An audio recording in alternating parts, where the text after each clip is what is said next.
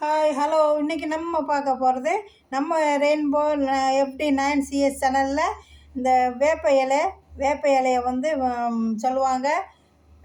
நல்ல ஆன்டிஃபாக்ஸ்ன்னு சொல்லுவாங்க. ஆன்டிஃபாக்ஸ் இதில் வெயில் காலத்தில் வர்ற வேக்கூர், சரும நோய், இந்த அம்மை பார்க்குறது, இதெல்லாம் அம்மை போடுறது இதெல்லாம் வராது இது சாப்பிட்டோன்னு சொல்லுவாங்க. அதனால் இந்த வெயில் காலத்தில் இந்த இலையுதிர் காலத்தில் இந்த மாதிரி சேப்பை பிஞ்சு இலை ரொம்ப கிடைக்கும். இலை இருந்தோடனே சேப்பாக பிஞ்சு இலையும் பூவும் வரும் இல்லையா, அதை பறித்து நம்ம எப்படி சமையல் பண்ணுறோன்னு பார்ப்போம். அதுக்கு வேணுன்ற ஜாமான் இந்த மாதிரி இலையை எடுத்து ஆஞ்சிட்டு கழுவிக்கிட்டேன். இதில் ஒரு பச்சை மிளகா அறுத்து வச்சுருக்கேன். இந்த மாதிரி கத்திரிக்காயை நல்லா வெட்டிட்டு இந்த மாதிரி ஸ்லேஸாக வெட்டியிருக்கேன். இந்த மாதிரி மெல்லிசாக இந்த மாதிரி வெட்டியிருக்கேன். இப்போ வாங்க வீடியோவுக்கு போகலாம்.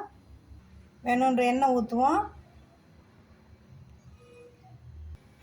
இந்த இலையை நம்ம கழுவி வச்ச இலையை எண்ணெய் சூடாயிருச்சு போடுறோம்.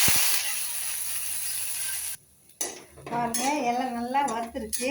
இந்த இலை வறுக்கிற பக்குவம் வந்து இப்படி இடித்தா மொறுன்னு அப்பளம் உடையிற மாதிரி உடையணும்.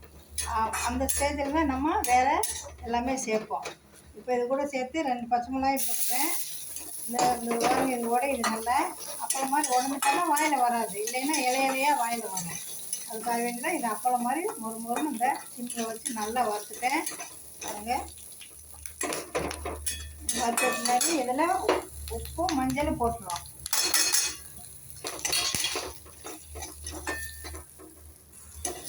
இன்னும் நல்லா மொறுன்னு நல்லா வறுந்துட்டு உப்பு போட்டோடனே இன்னும் நல்லா மொறுன்னு நொறுங்குறாப்புல வறுத்தாச்சு.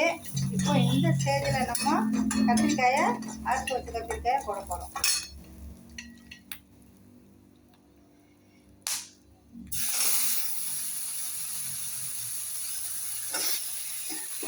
இந்த மாதிரி நல்லா கலந்து விட்டு ஒரு மூடி போட்டு வேக வச்சா நல்லா வெந்துடும். கத்திரிக்காய் நல்லா வேகணும். இப்போ நல்லா வெந்துருச்சு. இந்த மாதிரி மசிச்சு விடணும். கத்திரிக்காய் நல்லா வெந்துருச்சு. இந்த மாதிரி நல்லா மசிச்சு விட்டு இப்போ இந்த மாதிரி நல்லா சட்டியில் ஒட்டாமல் நல்லா அல்வா மாதிரி நல்லா மசிச்சாச்சு. துவையல் மாதிரி பாருங்கள், இப்படி வரணும். இந்த ஸ்டேஜில் இது ஆயிடுச்சு, எடுத்துருவோம்.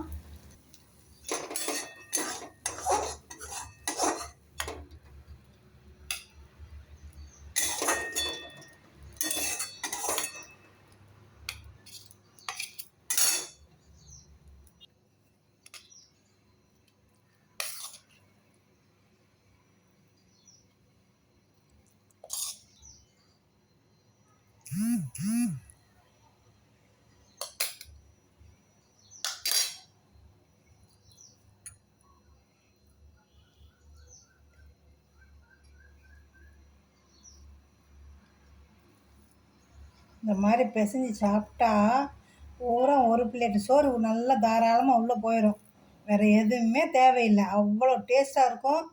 இதில் உடம்புக்கு ரொம்ப நல்லது. இந்த மாதிரி சாப்பிட்டு பாருங்கள், செஞ்சு பாருங்கள், ட்ரை பண்ணுங்கள். இந்த மாதிரி சுகர் பேஷண்ட்டெல்லாம் நான் கட்டாயம் சாப்பிடுங்க. எல்லோரும் சாப்பிடுங்க, எல்லோரும் சாப்பிட்லாம். பாவக்காய் பிடிக்கிறவங்களாம் நல்லா சாப்பிடுவாங்க. ட்ரை பண்ணுங்கள், செஞ்சு பாருங்கள், சாப்பிட்டு பாருங்கள். சப்ஸ்கிரைப் பண்ணுங்கள், கமெண்ட் பண்ணுங்கள், ஷேர் பண்ணுங்கள், லைக் பண்ணுங்கள். தேங்க்யூ.